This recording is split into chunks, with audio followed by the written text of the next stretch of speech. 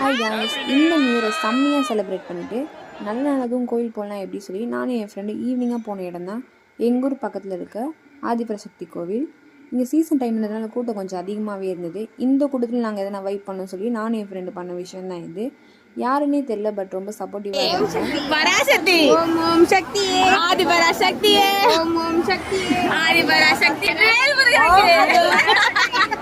இந்த மாதிரி பல தடையெல்லாம் தாண்டி நாங்கள் ஃபைனலாக சாமி பக்கம் போயிட்டோம். எல்லாரும் நல்லா இருக்கணும்னு சொல்லிட்டு ஒரு வெயிட்டாக ஒரு வேண்டுதலை போட்டுட்டு அதுக்கப்புறம் நாங்கள் வெளில வந்துட்டோம். இவ யார் பார்த்தீங்கன்னா என் ஃப்ரெண்டு ராஜி, தேர்ட்லேருந்து என் கூட படிக்கிறா.